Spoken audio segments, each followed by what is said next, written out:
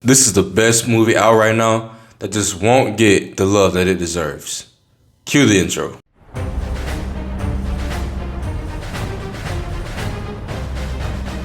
in the sky! It's a bird! It's a plane! It's a geek. Alright, so I saw Magazine Dreams last night, and before I start my kind of thoughts on the movie, I want to honestly give my thoughts on Jonathan Majors because, as we all know, if you've been in the movie scene past, 2 years or whatever, Jonathan Majors had a couple legal issues. And if you already know my stance on Majors, you can kind of skip to my movie points. I'll kind of have some timestamps. But I want to talk about just how Hollywood seemingly works right now. And it's kind of scary, because obviously we know that he was charged with his case, and in my head I feel like he was innocent. You can agree, you can disagree, but for me, showing the video the dude was running and all the details that came out with the situation, it felt like he did what he did in a self-defense situation. But him being a big black man, him messing around with a white woman, it didn't really give the best option. Fast forward, and obviously it seems like this stuff is starting to die down. We're getting the news that Magazine Dreams would officially come out and everything's good. Trailer comes out, everything's good. People are saying this might be one of his best performances ever. And then out of nowhere, the week of the movie dropping, which was this week, out of nowhere, coincidentally, the audio recording from a prior incident with Jonathan Majors and Grace Jabbari comes out where he admits that he strangled her. Now, I want to start by saying this. In no way, shape, or form am I condoning that behavior, all right? Hitting anyone is bad, but a man hitting a woman is probably the lowest thing a man can do, because obviously we know women are naturally weaker than men. I just feel like that's very, very weak to do. So I'm not giving Jonathan Majors any passes on that. All right, I'm not excusing that at all. But what I'm not going to do is just look over the fact that I feel that it was a vendetta in some way from whoever, that this recording out of nowhere just appeared the week of him having this comeback. The same week. But everything had died down, and now we're getting bad press again. And it really hurt my heart to hear that. It hurt my heart for Jonathan Majors, but it was just sad. Now, he kind of covered that up with getting married to Megan Good, which you can call it a PR stunt, you cannot call it a PR stunt. Who am I to say about the man's love, all right? It was just very fishy how all of that stuff happened the week of this movie dropping. Another thing that I noticed, I live by a Cinemark and an AMC. Now, the Cinemark is closer to me, and by the way, AMC, what the heck was up with them nachos y'all gave me? Y'all food gotta step it up. Usually I see all my movies in Cinemark, but for whatever reason, the Cinemark wasn't showing this movie. So I had to drive 25-30 minutes just to see this film. So I was like, bro, are they really trying to blackball Jonathan Majors? And it made me feel sad, because obviously he does some bad things, and I feel like honestly everybody deserves a second chance. People would look at him and discard him, and then neglect everything else other actors and actresses have done in their time, in their life, and in their careers. So it's just like, it's not fair to not give Majors a second chance. Y'all gave all of these people, mainly white people, second chances.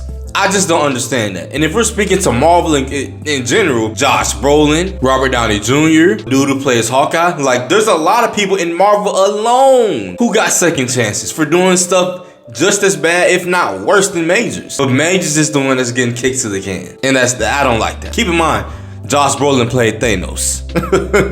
And so those are my thoughts on Jonathan Majors. You can do with that information what you will. So you can decide if you want to keep watching, if you don't want to keep watching. But to the movie, right? This movie was very, very good. It was great. Also, Jonathan Majors' performance was amazing. I understand why this movie did not come out with all that stuff happening. I feel like he could have got an Oscar for this, man. The way he portrayed this dude who was such a mentally disturbed man was very, very remarkable. If you don't know, and I'm gonna go into spoilers, this movie was basically about Killian Maddox, a dude who has some family issues, who has some issues with his parents, who passed away, and he lived with his dad, his papa, and it boiled down to Killian wanting validation from the world. He was looking up to this other Olympian, this other bodybuilder named Brad, trying to find he had a girlfriend, not a girlfriend, but he had a woman he was trying to find validation. It was all about getting validation, and one of the things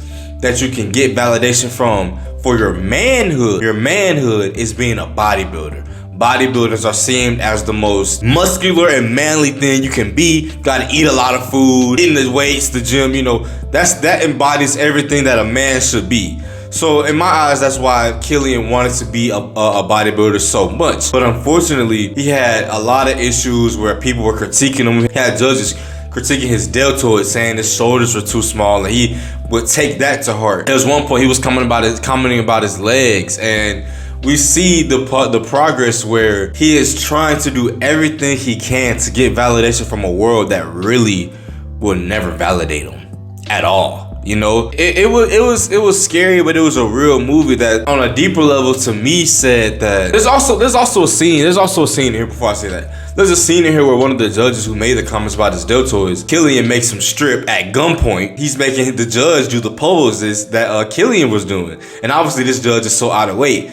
And that brings to the point of, like, it's hard to live in this world where a lot of people are judging you and they don't even have the experience nor the knowledge nor the anything to judge you on the facts they're judging you about. Because this judge was out of shape, out of weight, overweight and out of shape, and was judging someone who was obviously very rounded and very muscular and very built. So that's what the movie boiled down to.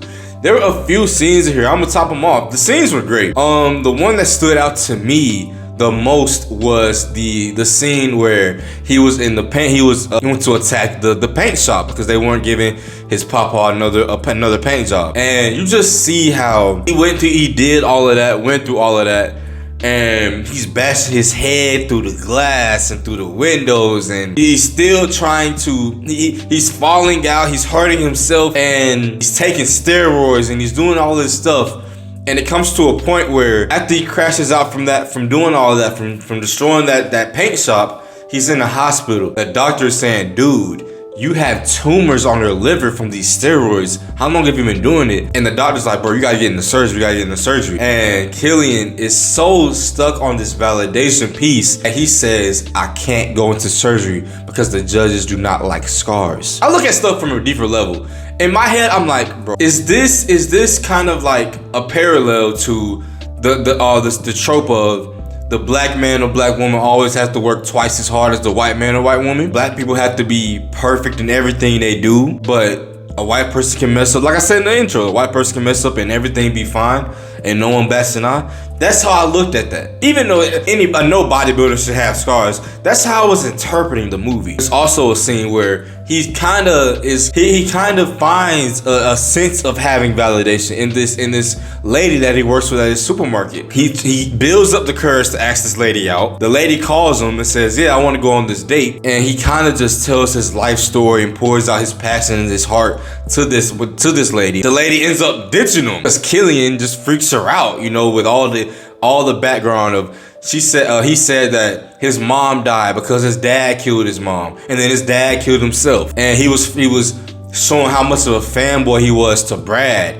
And we saw that because he was sending letters to Brad saying, Brad this, Brad that, I need to meet you. You're my biggest fan. You're my inspiration. Give me something. Let's talk. The moment he feels like he has someone to share his personal values with, she leaves. She does away with him. So that, coupled with a lot of other stuff, lets Killian to say, you know what? Maybe I just can't get validation at all. And he kind of, in a way, gives up on this bodybuilder thing. Then it happens again, right? Brad ends up saying, yo, Killian, I've been seeing your messages, your letters. I'm gonna be in this show near you. You wanna come by? And long story short, they meet, you know, Killian's at this show. Killian is so in awe of his idol. Keep in mind, he had written this dude. He had posters all over his bedroom wall of this man, and he's in the front of this man. It's a point where Brad is like, yo, Killian, you want to feel my abs? And obviously, with this being his idol, he's like, yeah, of course. Yeah, of course I want to touch it, pause. And the next scene is a scene where Brad took advantage of him. He, you know, did what he had to do to Killian. So we see Killian waking up out of a bed, and then on the side we see Brad coming out that same bed with no clothes on. And you can tell Brad is obviously like, bro, what did I just do? It feels like I kind of just got taken advantage of because this is my idol. And maybe, just maybe, if I let this man assault me, if I let this man do this to me, maybe he'll be my friend. Keep in mind, he had been looking up, how do I get people to like, how do I get people to see me as a better person? He had been uploading his videos and stuff to YouTube, and the comments are saying, yo, you should kill yourself, you should die, you should do this. This is a very, very dark movie. And the one person he looks up to takes advantage of his manhood, takes advantage of the one thing he was trying to build up. And not only that, he takes advantage of him and no longer talks to Killian again. Killian calls him, writes him, and he hears nothing from Brad. And we get to the end where a lot of stuff happened, right? A lot of stuff happened. Killian is at his wit's end. He's building all these guns. He's contemplating killing people and killing himself. At one point, he thought about killing Brad. He even goes the mile of going to one of Brad's other shows that were in this area, bringing the AR, going backstage to where Brad was posing and shooting him. And we actually see it play out in his head of how it would look if Killian was shooting Brad. And in the audience, you can see that everyone is straight-faced. Everyone. Now keep in mind, this isn't happening in real life, although we don't know it at that time watching the movie. Everyone is straight-faced, and it's like, and they're just looking at him. They just looking at him. They just looked at this dude, Killian, kill Brad because he wanted to be bold, and I think one of the things he looked up was how to be remembered.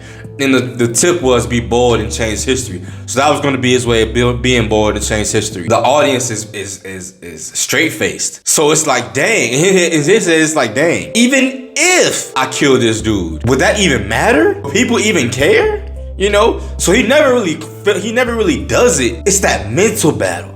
It's that mental struggle of, should I do this? What will happen if I do this? And I liked that he didn't do it, because one of the things in this movie, I'm gonna end it here. One of the major things in this movie was seeing how far he would go, seeing how far his mental would be deranged. And it just progressively got worse and worse and worse. And it kind of got a happy ending where he was like, you know what? I'm gonna still do my dream of having being on a magazine. I'm gonna still do what I gotta do. And he had all these posters of Brad.